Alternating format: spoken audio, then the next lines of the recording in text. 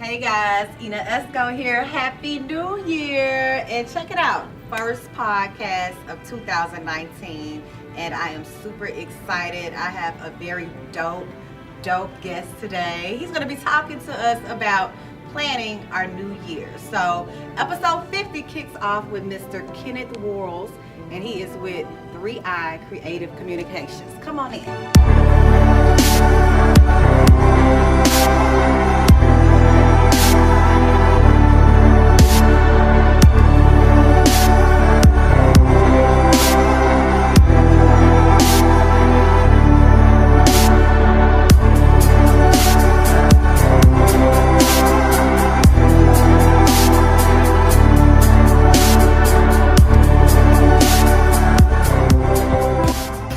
Verbally Effective, episode 50. Your double E, Ina Esco here.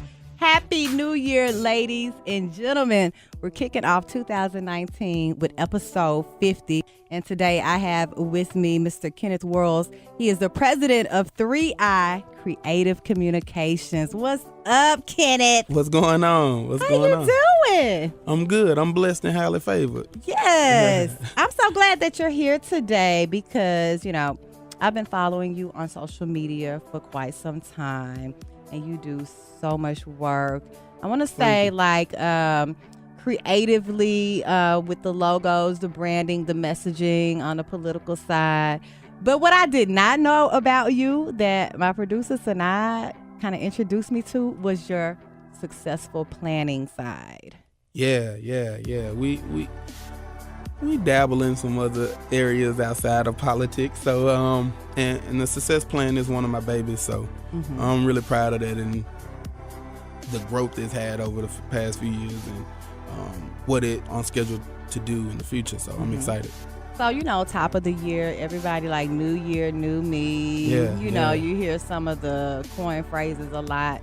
And I really don't make like New Year's resolutions because I guess I've been there, done that, tried it. I guess in my opinion, if I have a goal, I'm just going to keep going at it. So tell me about how your successful planning works and how it helps others. Okay. Yeah. So I think the foundation of it came with me working for my company. And during that time, I was working on the business plan for my company. And if you had experience doing a business plan, that's a lot of work, it's a lot of details, it's very stressful, and you have to plan year 1 to year 5, all these details that need to be implemented over the next couple of years without any knowledge of how that's going to happen. But as business owners and entrepreneurs, we take a lot of time to make sure that business plan is perfect. But I had never seen anything like that for a personal life, your personal health, your relationships, and your career goals and your education. And I was thinking, if someone had created a business plan model for your personal life, we could see some crazy changes in the types of things that we celebrate at the end of the year. So that's what it was started from. It's detailed. We like you said, the New Year's resolution is, hey, I'm gonna stop eating this and all that type of stuff. But it's about making smart goals. It's hey, I want to have $1,000 saved at the end of the year. Okay, what does that look like? That's how much is $1,000 each month? Okay, how much is that each paycheck? And if you take a little bit out each paycheck, you'll have it at the end rather than just magically having $1,000 at the end of the year. But breaking it down and seeing that, okay, it's $83 a paycheck. Do I have that in my budget? Oh, I didn't even have a budget. So I need to create a budget. And you start growing in other aspects of your life just because of one goal that you had set. So we wanted to create a plan that allowed you to do all of that. So it has a book list each year, calendar. We implemented a account partner, holding each other accountable. It's a lot to it. So it's really, I don't know. I love it. I know a lot of people that it helps. Every year I get calls before it come out, like, please tell me you bringing it out again because it did so much for me the year before. And yeah, we're just gonna keep it going. This year we've had so many people download it. So does it change from year to year? Some aspects do. I know for sure the book list change every year. But over the last 2 years, it haven't done much because people really enjoyed the last one. At the end of the day, you can use the elements over and over, but having that fresh book with everything laid out for you for that new year, just put your mind in the right space. And the ideas we have for 2020 is already in place, because what we see is people love this book for planning, but they only pull it out each quarter to make sure that they're on track. So what we want to do in the future is make sure that you keep it on you at all times. So that's what we're working on now. But so far, I'm really happy with the success of the book. People all over the world have downloaded, which is crazy. Because I don't know people all over the world. They know you. Clearly. It's fun going to events in other places and people recognize my name from my business card. I'm like, hey, you wouldn't happen to have a planner, would you? I'm like, yeah. And they're like, man, I downloaded it. My cousin was telling me about that, so I went and checked it out last year. That was real dope. I'm like, never seen you a day in my life, and it's just cool that it's helping people. So do you go out and promote often? No. You don't even have to do that. No, so it's because what I've learned is people like helping people. So if you find something that's really helping you in your life, you have family and friends that you want to see thrive and be successful too. So it's nothing for you to, hey, you may want to check this out. Well, don't worry about it. I got you for Christmas and now I print it out for you. But I think we should work together on doing some stuff like this. So it's word of mouth. I have a friend in New York that recently sent me an IG video of somebody else in New York promoting the book on him, and I'm like, oh, that's crazy. I don't know who that person is, So that's awesome. It's great watching. And people call me and ask me for tips and stuff all the time. So I'm an open book. Obviously, I talk all day, but it's fun. So I'm excited for it and where it's going and what we've accomplished in these last 3 years. Have you always been a planner? Yeah. Always. You had to plan it out, huh? Yeah, I'm the real logical friend that I need to know every detail to make my decisions. But yeah, I love planning. I do it all day. And as a business owner, you have to. You have to plan, your month goals, your year goals, the goals for each employee, yourself. And it takes time and it takes concentration. So you got to be done to be successful. Yeah, because not everybody you meet are planners. Like No. Maybe one or two out the bunch, maybe. Do you get irritated with like those friends that are not planners? Like when you try to get them, like, you just told me this last month. I thought we talked about this. Yeah. Like, no, I mean, what I've learned over time is people plan for what they want to plan for. Mm-hmm. They may not be a planner when it comes to their career, but they're real strategic about what alcohol they're gonna drink that night. For that, huh? Mm-hmm. They're real strategic about which young lady or young man they're gonna talk to, and how they gonna go on this date, and they're planning out every detail for the date. Mm-hmm. So they just pick and choose what's the priorities of the. That's true. So my goal is to put all of those pieces into the book and allow you to be great on your own schedule, on your own time. And you don't have to have 12 goals that year. You could just have one. And that's one. I want to read one book this year.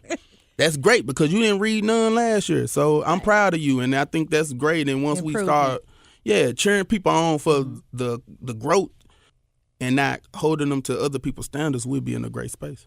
That's true. Now, Mr. Worles, what part of Memphis are you from? I'm from North Memphis, Valentine Evergreen. I grew up on Willette Street, North Willette. I know where that is. Yeah. I walked to Valentine Elementary and walked home and hung out at Magic Clippers Barbershop.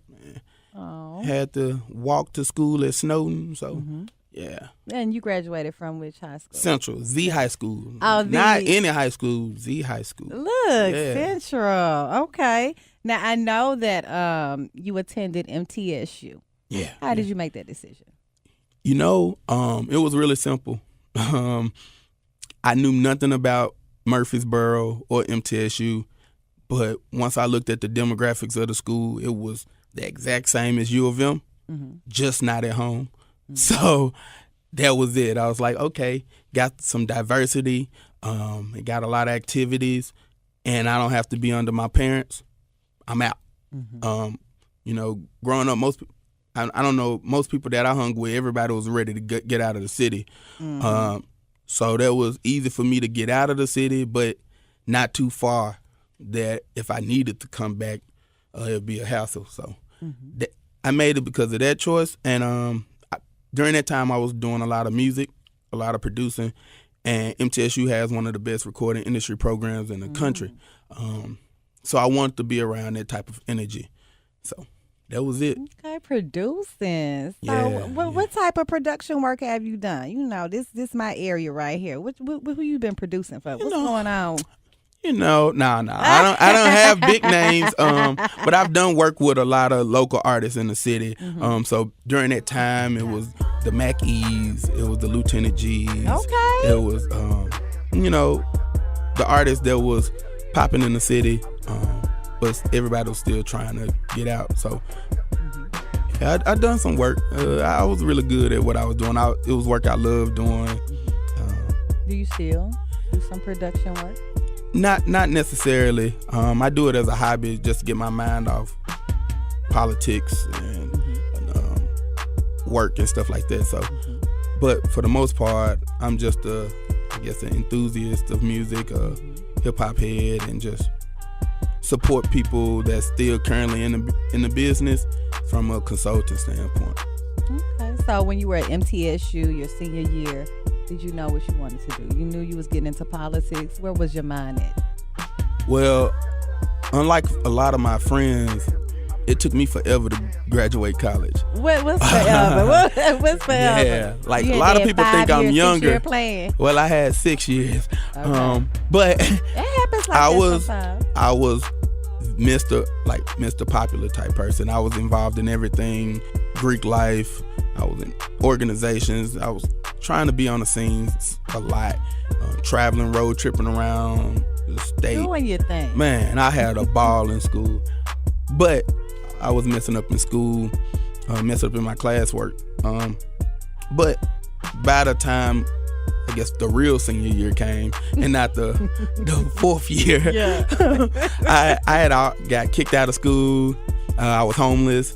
Oh my! I went through a couple things in school, but by that time, you know, you kind of learn what you want to do when you have to pay for classes on your own. Yeah. Okay. You know, so I knew I wanted to do advertising. I've always wanted to do marketing, advertising, but advertising was a little more creative than the marketing side, based off of what the school provided. So I wanted to do advertising. I got a degree in advertising and marketing. Okay. I worked at an ad agency while I was in school, my senior year. So in my head, my path was already laid out, but I got laid off like a month before graduation. Wow. Yeah, they lost a couple clients, and that we were doing social media for, and I was doing the social media for clients. So I had to take a L in that space, but I had taught myself graphic design during that same time. So I figured I'd just hustle graphic flyers and party flyers, and you call with the graphics too. And you know, that's a blessing because yes, it's hard to do that stuff. Like, I don't know no real skills in the software, like no names. It's really hard for me to teach other people how to do it. But I'm just really good with colors, with things that work, and for, you know, things that evoke emotion. So that's what I know that's a strength that didn't come with like class work or teaching. So I'm blessed to have that. But yeah, so I taught myself design, and I hustled after college until I was able to get a job back in Memphis. I was in Atlanta looking for an advertising job, but I got a call from the late Burnell Smith, and he was like, he wanted me to do digital work for Tri-State Defender. So I packed my bags and came back home. Managed the social media, the email marketing, that app, did some graphic work for them, billboards and things. So I was in my groove then. But I wanted more. You wanted more. So I jumped out on my own with their blessing and their support, and did my own freelance thing, and built my name in the city from that space. Doing the graphics work. Doing graphics. So I'm small businesses, non-profit, still parties, things of that nature. A lot of people were calling me for work, and then I started getting calls for political campaigns based off of the work I was doing with like parties and stuff. Like that first political campaign call went like what? And how did you respond? I'm trying to think of the first one actually, because there was so many going on at the same time. I want to say it was that race against Steve Cohen. It could have been that race. He has quite a few. Man, it could have been that one. I remember the race with the first race. Tammy ran for city council, and Mikhail ran for city council, and so they wanted you to do all of the branding or the graphic design so piece we of did the campaign. Logos, we did flyers, websites for their campaigns, and I loved every second of it. You were enjoying it. Was something different, huh? Well, I had took political marketing in college during the 2012 campaign, and we didn't get to do much work as far as political, but we talked about it a lot and studied like the ads, the marketing that each campaign was, pushing out. So I loved that as well. But when I got to do it myself, like that hands-on experience. Yeah, I was hooked because you're changing. You helping people get in office to change communities, like the policies that they enforce, the narrative they push, the issues that they care about and uplift. Like that's gonna change your community short term and long term. And behind the scenes, I get to be a part of that. So I enjoyed it, and I wanted to focus a lot more on mission-driven work, civic and advocacy work. So that allowed me to look at more opportunities to focus on in that area. So really like your business evolved at that point, right? When you got into the political piece, it kind of grew your business into what it is today. Yeah. I wanted to do more with the political stuff. And then I happened to see Tennessee get a new logo. So the state of Tennessee has the new logo from the circle with the 3 stars. They got the square with the 10 in it. What you thought about that logo? And I was like, yeah, I guess. but that wasn't the hitter for me. It was, they paid $46,000 for it. For that thing right there. And at that point I was like, all right, I'm doing something wrong. Let me call my mom. Hey mom, I'm moving to DC. And she was like, when? I'm like, in 2 weeks. And she was like, you don't even know nothing about DC. And I'm Why like, you said I'm moving to DC? Because I want to be in politics. And if I was in politics doing, design from a freelance standpoint, but I was seeing a company make $46,000 off a logo, I was doing something wrong. So the best way to learn the political game for me was to go to the headquarters. So I went to DC. I didn't know what I was going to learn, but I figured I needed to be there. So what happened in DC, Mr. Kenneth? I don't know. When you got to DC, what was going on? I spazzed out as soon as I touched ground. What? I was spooked. It was just too fast. I know it was different. It was fast. It was real fast. So I was spooked. You were by yourself? Yeah. I mean, I had an uncle up there, and that's who I moved in with. He one of the best blessings to get because true. DC cost of living is preposterous. So I heard. listen, it's not your friend. But I had a lot of work that I was doing in Memphis and throughout Tennessee, so I wasn't like struggling for $1. So I figured Memphis really prepared you for that move to DC. Yeah, but still, DC is so expensive. Like, you getting another job, man. So right. you got about 3 jobs in DC. But you was used to hustling, though. Yeah. So I worked side while I kept keeping my business afloat. Jobs I hated, but taught me a lot. Then moved to different organizations, nonprofit sectors and stuff like that, where I opened my brain about other issue areas in the world. Me thinking I was woke from Memphis, only on maybe a racial standpoint or economic standpoint, walking to these organizations that's focused on drug policy or Middle Eastern issues, and, or tax issues and things of that nature that you wasn't even thinking about. It just opened me up to a whole lot of stuff going on. So I became much more progressive in my issues and my values. But I don't know, the relationships in DC, what I saw from the people, how they connected and worked with each other, it just lit some type of fire, It was beautiful. People, hey, we could work on these projects together. We could make this money together. Just everybody with the synergy. It was so much in the city. And just being in a space where you see people that look like you and think like you, not scared to do good work and have fun. Right. It was pretty different. In Memphis, I felt like it was a situation where people that club weren't the same people that was in politics in Memphis. In DC, it's both. Listen, I can tell you, they getting it in. They get it in, and they could know how to have fun okay. as well as work. Right. They're gonna be out to 3 a.m., but they're gonna be in the office at 8. Right. And I respected it, and I enjoyed it, and I loved every second of DC. But I knew I wanted to build the company at home. Memphis. Yeah. How And long were you in DC? 3 years. Okay. Yeah, 3 years. When I left, people asked me what I was doing. I was saying going to school, and they was like, "What school?" And I was like, "The School of Hard Knocks." Like, I wanna just be in the space and learn from the culture.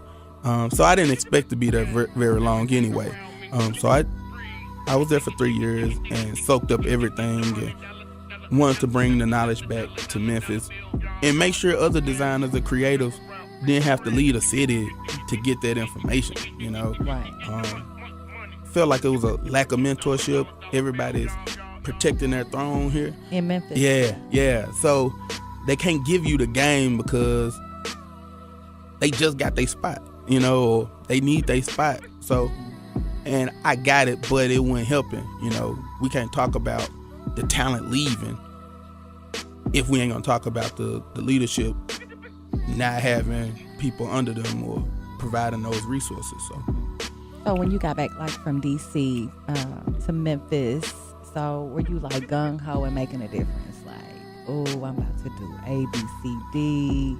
No. No. Everybody else, when everybody I hung with knew, everybody was excited for me coming back home. And I'm like, Kenny, we're going to do this. We're going to do that. We're going to do this. And I'm like, I'm not. I'm really going to stay behind the scenes. Okay. And just put my priorities all into my business. Before I left, I was on the scene. I was in all the organizations before I left. And the ROI of being involved wasn't good at all. I was becoming popular in the city, but I wasn't making enough money to pay bills, and I think that should have a little more balance. If building these relationships supposed to make sure you create some type of security, but it wasn't doing it. So I wanted to make sure the second time around that I played it a little safer, pick my battles, pick when I go out, pick the relationships I'm a part of, make sure my priority is, my business, my family, the things that matter to me most. So, right. So you kind of stay behind the scenes and really focus on 3I, creative communication. yeah, same right now. That's what I'm doing. So, Still doing it. Still doing. I have my circles that I'm a part of, and we kick it. I'm a homebody. We bought a house. Me and my fiance bought a house. Congratulations. Thank you. So I love being at the house. I haven't seen you at the weekend yet. Listen, the weekend love. I haven't seen been you there at Sage yet. And I went to Sage though. I went to Okay. Sage. Went for one of the election night parties. Okay. So I've been to Sage. I think it's a dope little spot. Mm-hmm. I'm excited to see where they're gonna be in the next year or two. I am too. And the growth they're gonna have. But Yeah. I test out spaces, but I don't. I grew up. I've been going to clubs since I was in high school, middle school. So Yeah, then when you got that taste of DC, you came back to Memphis like, shoot. listen, if y'all ain't got no unlimited mimosas, I don't want to talk to you. So, but no.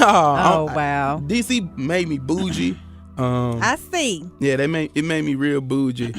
But I love the culture of Memphis. It's we have our challenges here, but I'm rocking it. Now, with you being in the political realm and being a millennial, what types of changes are you seeing? I know you've probably noticed a big shift with your generation. Well, I think our generation, have we? How have you?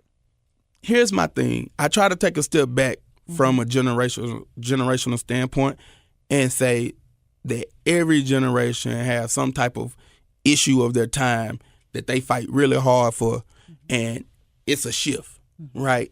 So I don't want to say like the millennials came and we just took it by the horns and changed the game when Gen X did the same and the baby boomers did the same. Well, I judge Gen X a little bit, but for the most part, I think everybody have a big issue or two, and they come in and they fight for it. I think we're going to see the same with Gen Z because they're a lot more aggressive than we are, and we are a lot more aggressive than X. So Yeah. it's, I love our generation. I think we still have ways to go because I know from my end of the spectrum, and I'm like in the middle of the generation, but we got to grow up on both sides of the spectrum. So we use the phone book and encyclopedias as well as the internet. So we kind of get a good taste of things similar to Generation X got to kind of listen to vinyl and tape and CDs. So I think politically millennials are really fighting for they seat at the table. They are doing that. We're fighting, like fighting.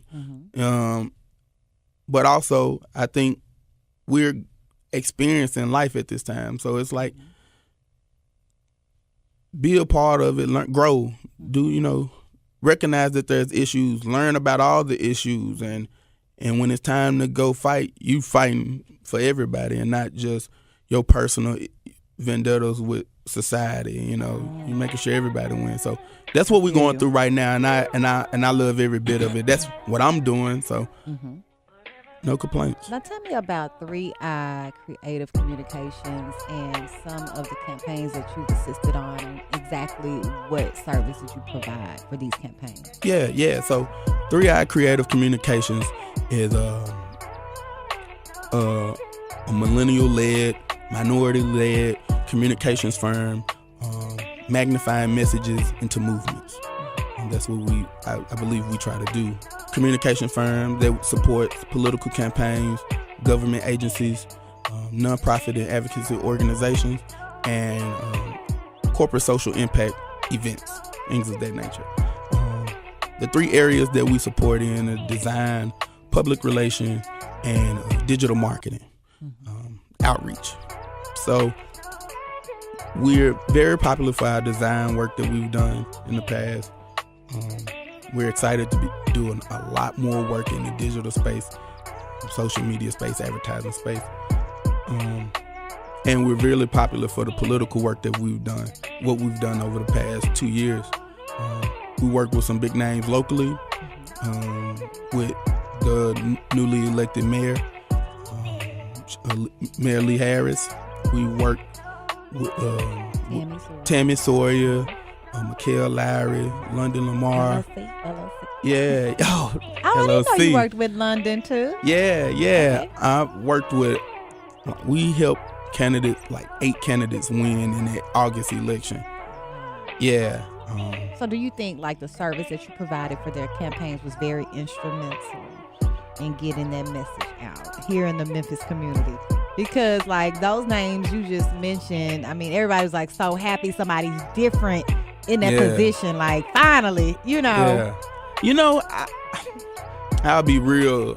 That's real confident of me to say that what I did, made that happen. I feel like at my organization, we support teams. We're partners. We want to be there to be the eyes and ears from a creative standpoint, to make sure you win. But those issues that they fought for was them. How they got out there in those communities and touched the hands of, and knocked on doors and raised money, like that's them. So we just want to magnify that message that you already have. Like, we're not here to change the message. We're here to make sure more people see the good that you're already doing. So I think we're a support role. I think we helped and we was a part of the team, but it's a huge team. And you need all the hands and feet to make that win. We were just blessed to be on those teams. So now, as like an African American male, what type of business do you have? Do you have a diverse clientele? Yes, it's diverse, but when we're talking about certain areas, we tend to help a lot of minority candidates. From a progressive lens, we want to help build communities of color and help build low income areas. So we help support those candidates that are focused on doing better in those communities. So if that candidate is African American, we're gonna rock with that candidate. If that candidate is Asian, we're gonna rock with that candidate. But it's more about the work they want to do in their community and what the vision they have in the future. So that's what we pride ourselves on those values. So it doesn't matter if your race is what you have in your heart and what you see for the people. So I know that you're expanding 3i Creative Communications right now. I know you were walking in telling about you got a new employee. Yeah. So business is good. Yeah, business is great. Great, I'm sorry. It's great. And that's scary. Yeah, it's a good scary though. Yeah. It is fun, and I love it. We're growing, and that's what I've always wanted. My entire life, I wanted to be an entrepreneur, business owner. So being in that space, looking at where I am right now and how that's come to fruition, and the people that we're helping, and the people I'm helping as far as jobs and giving education to other upcoming entrepreneurs, awesome. I can't complain at all. So. I know, right? Now, I know that, you work with a lot of the local candidates. You work on a national level, too. Yeah. So we work with candidates all over the country. We help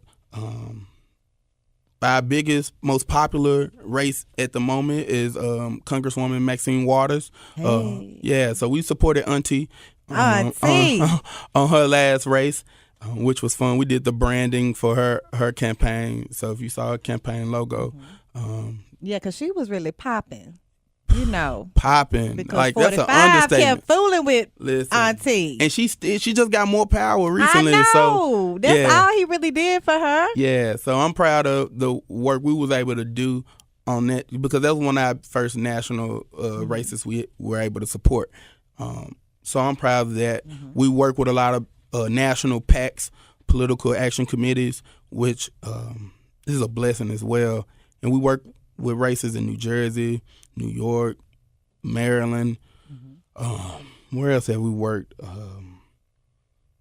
Texas, Mississippi. Everywhere. Yeah, we're all over the place, and I love it. And that's just on the political side. So when we're talking to nonprofit work that we do, we're working with big organizations all over the country, government agencies all over the country. It's amazing because you start to see that a lot of people have the same agenda. Basically, what 3I mean to us. Everyone is trying to, ignite something, or everybody's trying to improve something or impact something. We just want to be the sidekick and helping you do that. So I see that you were selected as one of the Black Enterprise Modern Men. Yeah, I was real fancy when I saw that. I know you was. Yeah. You were. I read it, and I mean, how did it feel to get that type of award and that acknowledgement? It was, again, growing up wanting to be a business owner, you look at magazines like that, I love Black Enterprise. You read the Forbes and Inc.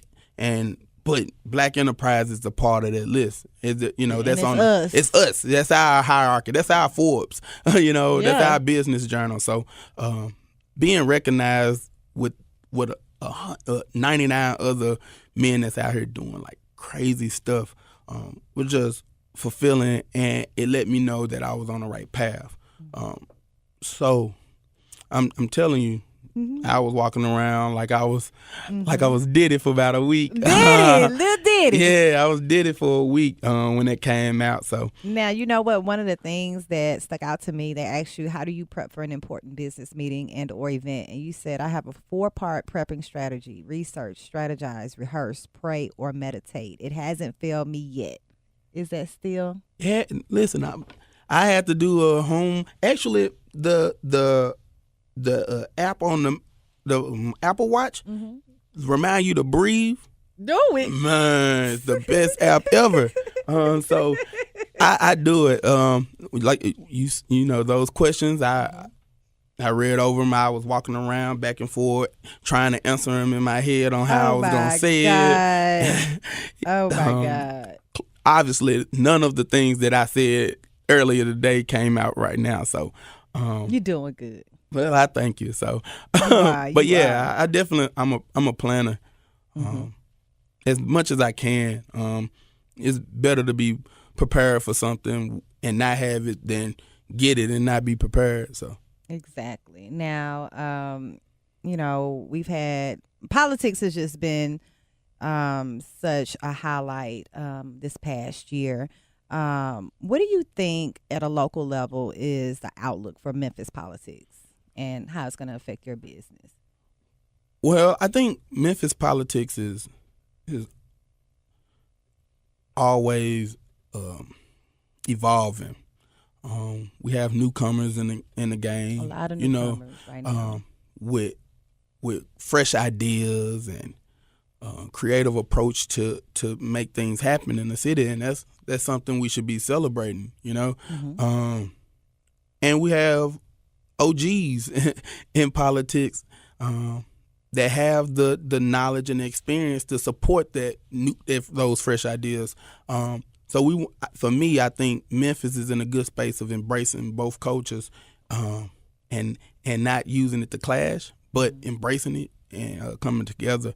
But I think politics in Memphis is going to be fun, especially this year because we got city council races coming up. So I'm excited about the races. I know it's a lot of people running. City council, the mayor, it's going to be crazy. You're going to be busy. Maybe not. Maybe. I just know I'm going to bring some popcorn. Okay. Regardless. We want to make sure we're being real selective in the type of people we support and making sure that if we jump in the race ourselves and help, we're doing what we feel is the best for our values as well as the people that we support. So I have really enjoyed you. Same And here. I wish nothing but the best for your company. 3I Creative Communication. See how good I Yeah, said yeah, yeah. the radio or the video don't know you I was real webby. I was You a webby webby a on the while names, ago. man. But I got it right now. Now tell everybody how they can get in touch with your whole empire you got going on. Yeah. If you're looking for someone to help with your communication needs, if you're a nonprofit or political campaign, government agency or institution, definitely reach out to weare3i.com. That's we are number 3 letter I.com.